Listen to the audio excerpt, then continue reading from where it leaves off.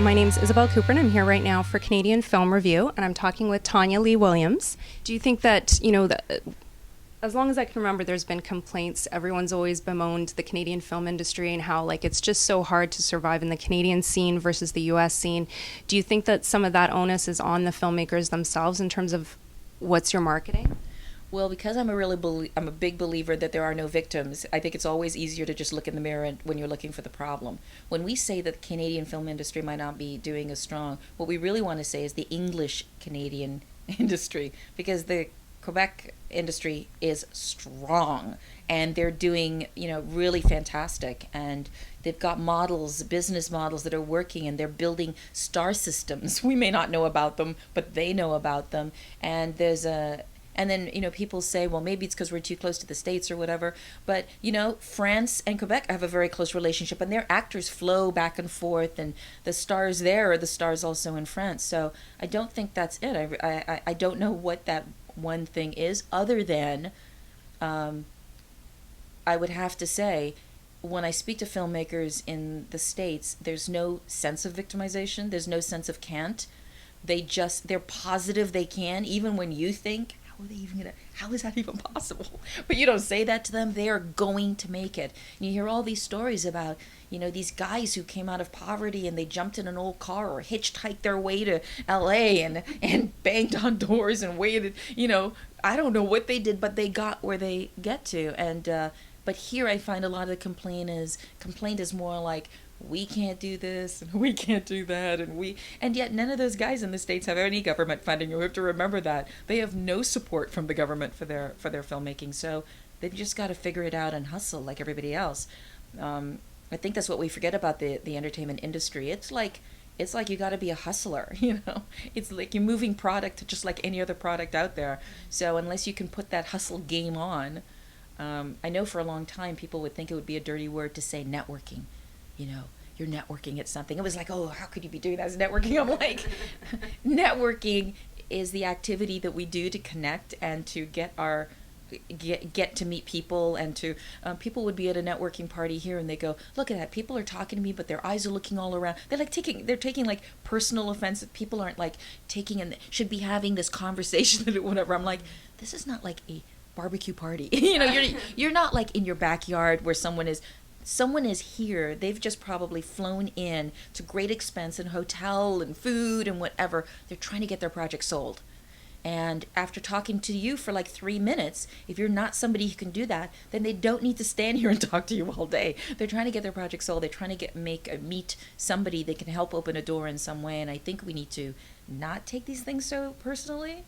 I'm the first to say if someone's talking to me, I'm like, I got no money and I can't finance anything. So you need to talk to that guy over there, just so, people know. You need to, to me, I'm just a facilitator. I can help people, whatever. But because sometimes people see me in the limelight, I'm sure they bring me their projects. Like maybe I have an extra few $1 million. If I did, I'd finance my own project. But what I can do is I can point you in a direction. I can facilitate something.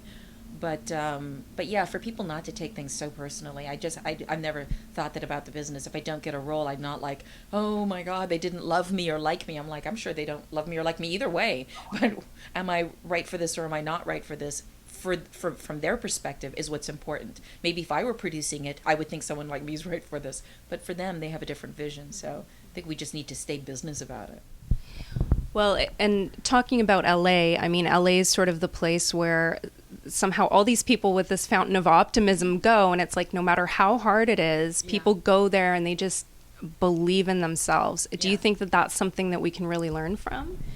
I know I learned from it. Well, I've always been a fairly positive person, but sometimes I always felt I was in a sea of negative people. But in LA, I feel like I'm the negative person. It's like, but I love being surrounded by that. So I'll get people who go, I love it. Wherever I go, there's always people who are like, oh, I hate LA. I think they just love to say it. And I go, what part do you hate exactly? Because I've never seen a more diverse topography. You're by the ocean, you're in the mountains in Big Bear, you're in the flatlands. There's places where it's, Chanel and, all this high-end stuff. And then there's places where there's like barrio Mexican food that you're eating tacos out of the back of someone's truck. There's such a diverse amount of stuff that I think that people already go with some preconceived ideas, stay on a rodeo drive and decide that all of LA is like that.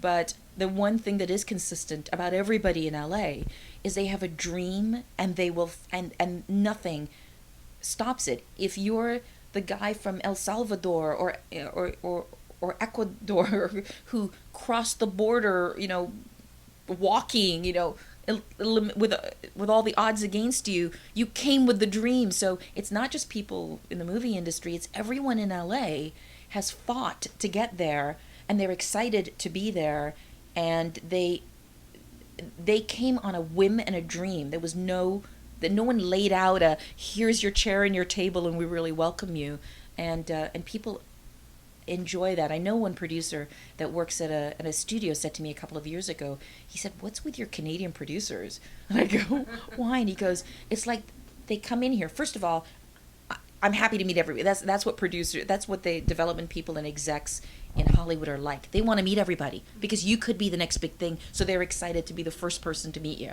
So they take tons of meetings. Their job is to meet people all day long. So they said a lot of times the Canadian people come in and they sit down and they have this like cockiness. They're like, they start to list what they don't like about our company.